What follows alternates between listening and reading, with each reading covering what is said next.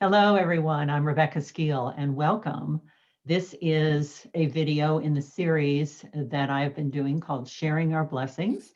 And I've been tapping some people on the shoulder in our group, and also a few have raised their hand.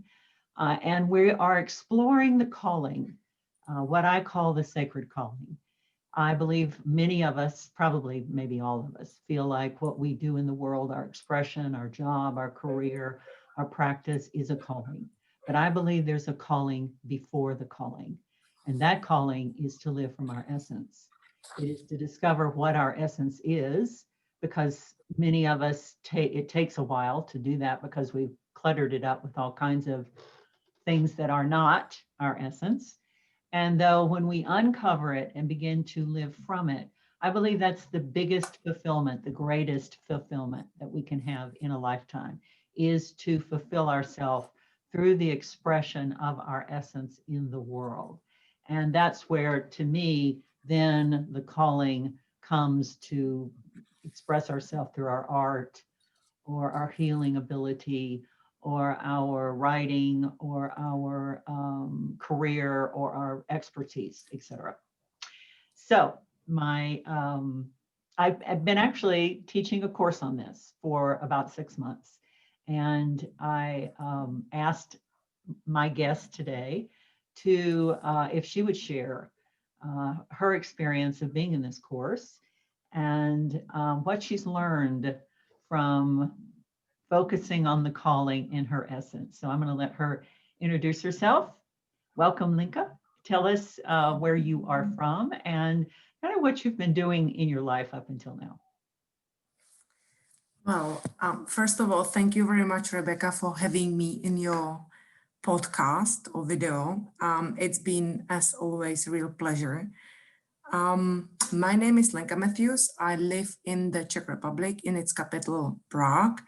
And up till last year, actually, I was working around the clock in retail. I'm responsible for business, let's say leasing or letting, depends how you call it in the States, strategies for the commercial space. And that was something I was really passionate about until last year.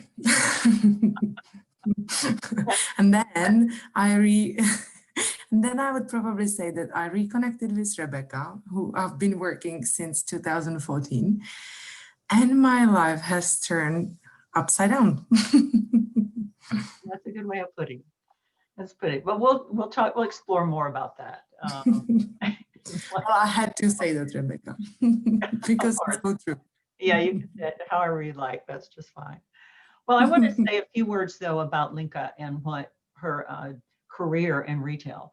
My experience, I've known Lenka for 6 years now, and she was not only very passionate about her work in retail, but also very sought after and very good at what she did.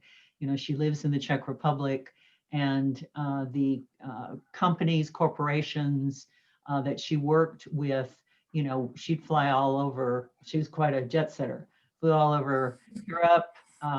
She came to the United States, but that was to work in the programs that we were doing together. But it was quite an immersion. I mean, it was like full-time, even full-time and a half, right, Lenka? Yeah, yes, you said it really nicely. Yeah. Full-time and a half. So tell us kind of what happened that brought that to a completion around a year ago. I think the first sign I got that my life doesn't feel full came around my 39th birthday. And because I was really confused, knowing that I have a career I wanted, and I've been working with amazing people all around the world, and I achieved a lot, being recognized for all the achievements, I was unable to sit with the uncomfortable feeling. And so instead of stopping and thinking and feeling, I was basically adding more speed. And so by the summer 2019, I started to feel very exhausted, running into the burnout, and probably on the edge of depression. But because I am who I am, and because I've been constantly pushing myself through my life and challenging myself and setting myself higher and higher goals, I was refusing to ask for help. I was actually ashamed that I feel that I'm not managing what I did before the same way. And also at the same time, I didn't feel the passion for the work anymore. Mhm. And so it took the whole summer of really struggling until the point when I had a conversation with the owner of the project I was working on, to basically to agree that the collaboration is not working, and then we can, go on separate ways. Well, even at that point, I thought, okay, great. I will basically work on my business. I'll, relaunch my business and start working again with the retailers, because this is what I know. This is what I'm great at, and all those usual thoughts, to the point that my body basically gave up. I was ill, and then I was really feeling exhausted, unable to pick up the phone, call somebody, or even speak to somebody over the phone. So I gave myself a break until the end of the year. And this is where we already started with, our work together and revisiting the work we've been doing for the past 6 years, to start learning that what was there before is not necessarily what needs to be there going forward. And and it was certainly a year which I would never, ever say or even believe somebody, if they would try to describe it. Yes, absolutely. Thank you for sharing that, Lenka, because I think your story is reflective of so many of us at different points in our life, and maybe now in our life, because there's so much change going on for us in this time. And you described it really beautifully. And this is, Lenka will say this, and I will just, correct me if I'm misspeaking here, but Lenka is a huge doer. I mean, she knows how to do the world, and she knows how to do in the world. But what happened when the burnout happened and the depression set in is that everything came shattering down around her. And so what do you do? What do you do when all the doing that you've been doing doesn't work anymore? What do you do? So let's talk about what you've learned since then. And in the course that I'm teaching on answering the call, I start off with the being of who we are, not the doing of who we are. And that was a bit of an adjustment. So you want to talk about your experience of that? It's beautiful how you say adjustment. It was a massive fight. It was really, really difficult for me to comprehend the concept behind being. And as you said, I'm a doer. I've been probably born as a doer.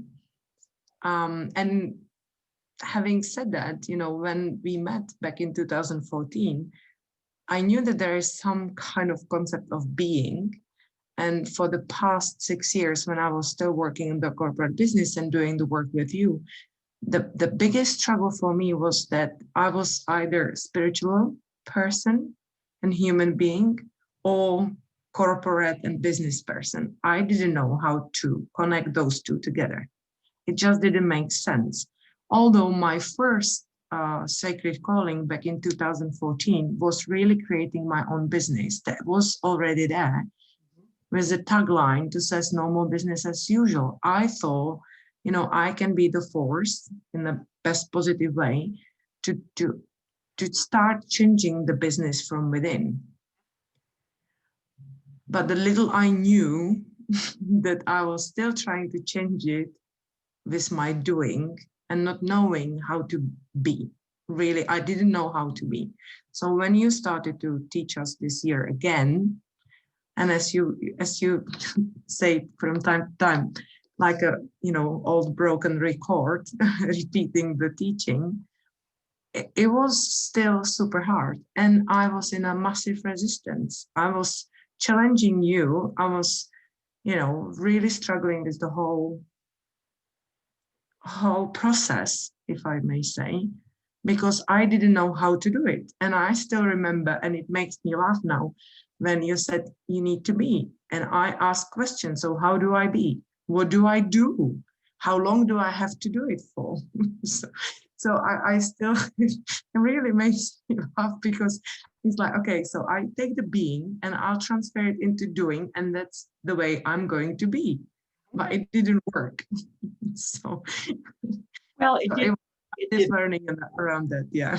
It did work, but there's a process that you've been through, and it's such, now we can look back and laugh at it and know how beautiful the process has been, because you're not alone. Millions of people don't understand the being of who we are, and that the being is the natural, really resting, expansive place inside our heart of who we are. And from that, then the doing begins to show up. So you shared your sacred ambition statements you came up with 6 years ago. Would you like to share your sacred calling statement now?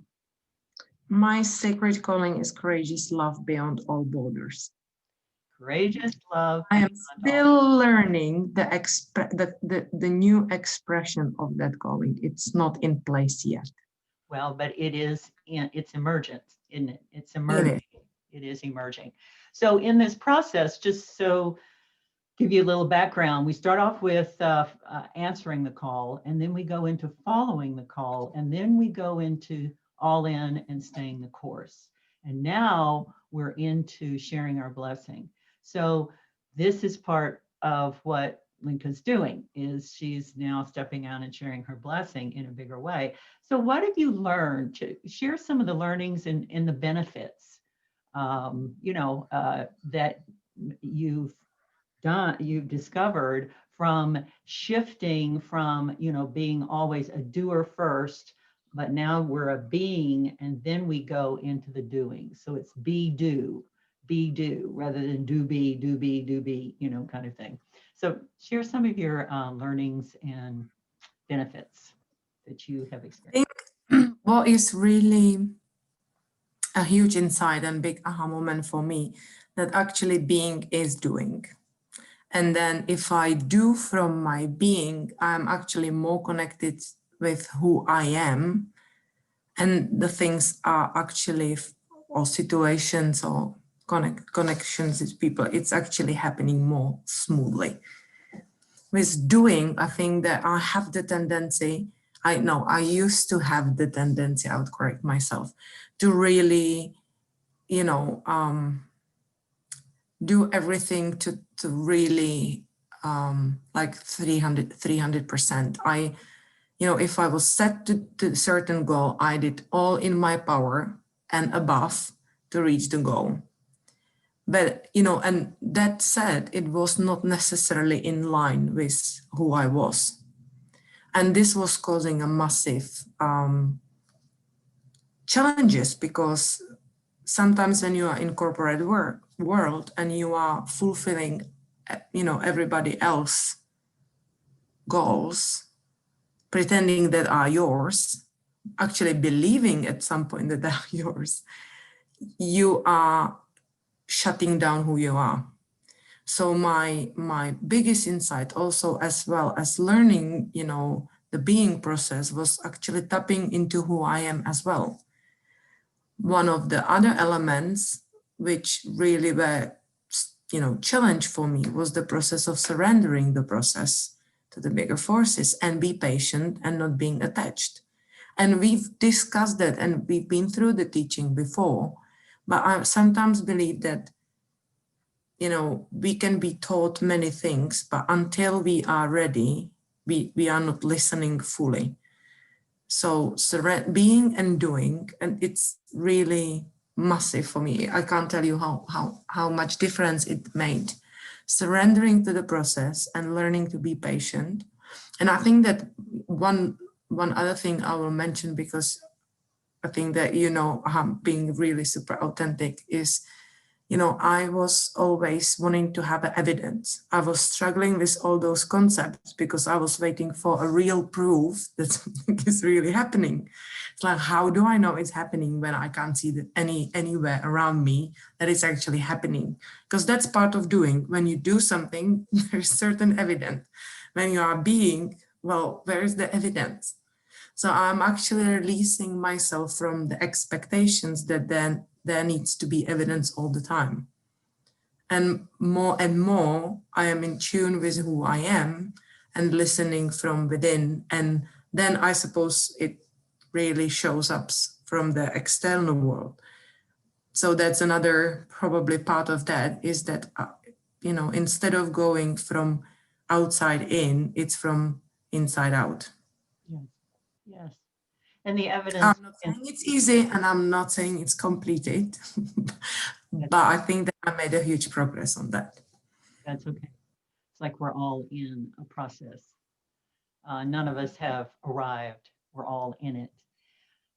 So talk just briefly about the blessings. My belief and experience in my life is that when we are living from our sacred calling, there is a blessing. In other words, what makes the calling sacred is we know that when we share it, we are blessed, and those we share it with are blessed. So you want to share just a little bit about your experience of the blessings? I think that the experience for me was I think it's the vulnerability and authenticity. I think that both of the words are being used a lot, but in the true meaning of being vulnerable and authentic, I was able to connect with people on a different level. And I lost some people on the way as well. I disconnected from those who were not necessarily, you know, probably growing or maybe connected with my growth and my journey. And this was something I had to learn as well. But generally, I think that the blessing is that it's my courage, it's my love, and it's my compassion for people, helping actually other people as well. It's my natural trait, I believe, it's to help and serve others. And I believe that the reason for all that is because it is divine when it's coming from within and from the bottom of my heart. And that's what is also being formed now that you're stepping out with your blessing, being formed into a whole new career, a whole new expression, and how that's unfolding, which is very exciting. Yeah. It is, but now I have a different challenge, and that's why I'm really excited that we are continuing the work together, because now since I really started to enjoy my being, I'm really kind of not comfortable with my doing. Right. So I really turned this whole concept for myself. And as you know, we were really comfortable, you know, in the cocoon stage, you know, learning and meditating and, you know, reading and being connected. Now it's, you know, the stepping out and being who we are outside, do from being, it's actually quite challenging. So a whole nother challenges. Well, that's for a whole nother series here. So, I want to thank you, Lenka. I'm glad that you asked, because I'm sure that this is for people, like once you really turn your life upside down, that you really start to connect with yourself, then a different challenges appears on the horizon. And that's why I think it's super important that I am being really grateful for having you as my teacher and having the tribe to support me on the journey. I would not be at any stage for the past 12 months be able to do it by myself. I would not. Yeah, two beautiful points, and always love it when Lenka shares that. Two really important parts of following a call, a sacred call, is find a good guide and have a tribe that supports you. Can't do this by yourself, not supposed to do it by yourself. Okay, well, we could continue to talk. So many rich points that were brought up here, but I'm going to try to keep these videos shorter. And I want to thank you, my dear, for sharing yourself so openly and honestly. And stay tuned. There's lots more wonderfulness coming your way.